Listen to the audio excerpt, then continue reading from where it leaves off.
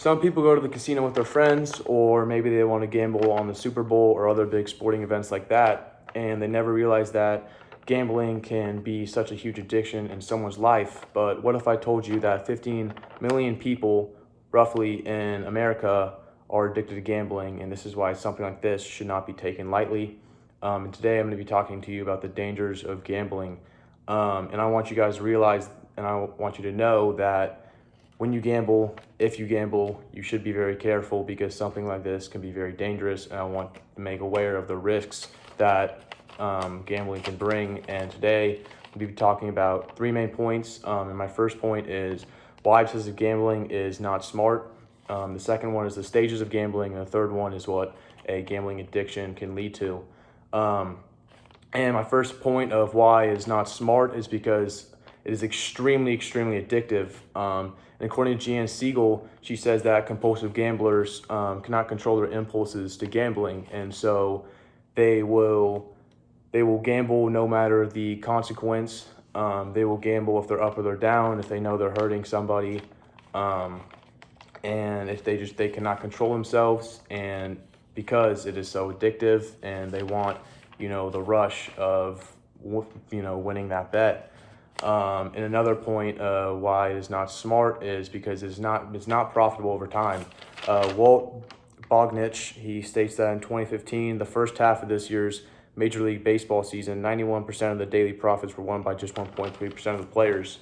So this means that the people that were profitable, only very, very few small percent of the people win money, and the rest of the population don't. And this is why the phrase of the house always wins, because they do, and there's really only such a small proportion of people who do win. And another reason is that younger people cannot, and especially younger adults, cannot set limits on gambling. According to James Glanz, he objects to gambling because he says that younger adults cannot set limits on time and money, and they don't understand it fully, and so they will just start throwing out money, and they will just start gambling randomly, obsessively, and it can lead to very, very bad addiction. And this brings me to my second point of the stages of gambling. And there are 4 stages of gambling, and the first one is the winning phase. The second one is the losing phase, and the third one is the desperation phase, and the fourth one is the hopeless phase. And according to Bayat Schwartz, these phases of the winning phase, the losing phase, and desperation phase, and the hopeless phase are what you're going to be going through if you're an excessive gambler. And the winning phase is you finally hit your first bet. You think, oh, this is so easy. This is free money. I'm going to keep gambling. You do. And you start to gamble more and more and more, and you realize, wow, this is not easy. I'm losing money, and that's when you enter the losing phase. And you start to prioritize gambling over other things, and then you gamble more and more, and you hit the desperation phase. And this is a phase where you realize how big of an issue gambling is in your life, and that you're losing lots of money. Maybe you're losing friends. But you can't stop, and you're ashamed, but you just cannot stop. And then you keep gambling more and more, and you enter the hopeless phase or rock bottom. And this is a phase that people have said is they feel like no one cares about them. They've completely lost all hope for life, and many people have committed a suicide, according to that Bayat Schwartz, who has studied this and is also a psychologist. And then, so I want to tell you about a story of James Grimes. And David Siegel says the story of James Grimes, of this person who entered the hopeless phase, and he hit rock bottom, and he lost $140,000, and he also lost 2 jobs, and he also lost all of his friends.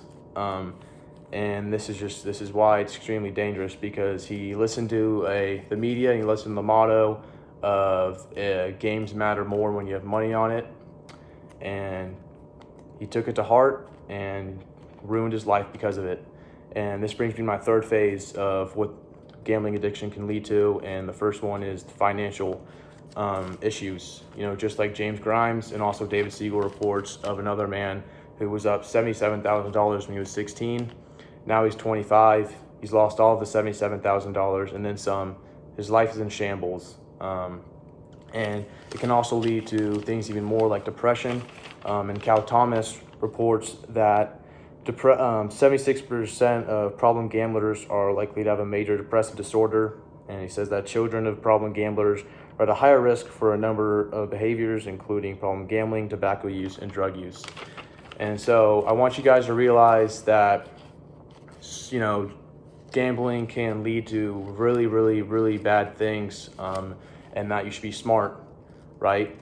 Because the next time you gamble, I just want you to think of these people that lost all the money, and I want you to think of the hopeless phase, and that realize that, you know what, I don't want to be in that. Thank you.